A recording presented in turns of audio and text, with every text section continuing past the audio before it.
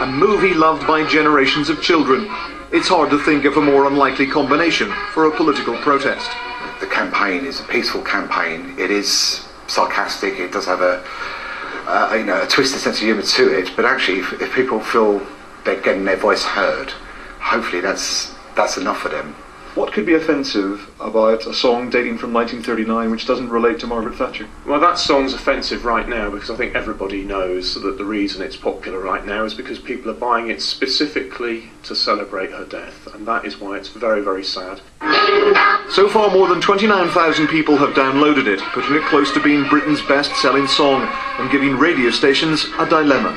The BBC have opted for a compromise and will play only 4 or 5 seconds during their chart rundown, as well as an explanation about the controversy.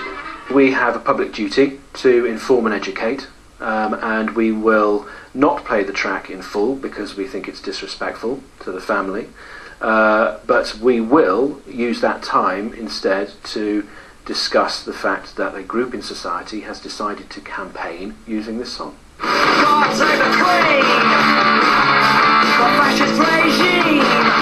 Controversial songs often become hits, whether they're banned for their political lyrics, like the Sex Pistols' God Save the Queen,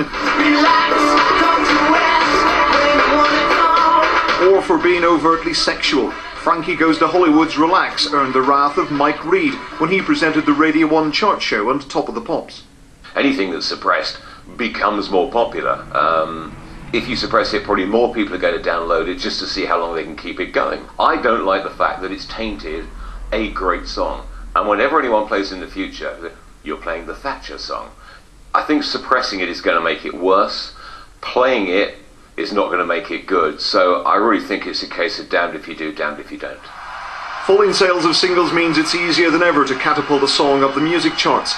An online campaign took Rage Against the Machine to the #1 slot ahead of the winner of X Factor and raised money for the homeless.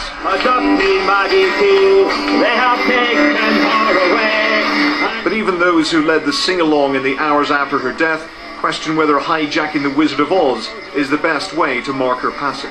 If you want my opinion on taste, I don't particularly like it. Musically, I don't like it. I think the message, I understand, I know why people are buying it, but there's far, far better songs out there with good, positive, anti-Thatcher political messages. There's now a rival campaign from Conservatives to push this punk anthem up the charts. If you are outraged by Ding Dong being played on the radio, even if it's played in full, you won't be offended for long. It only lasts 51 seconds, making it probably the shortest ever hit single. Ian Woods, Sky News.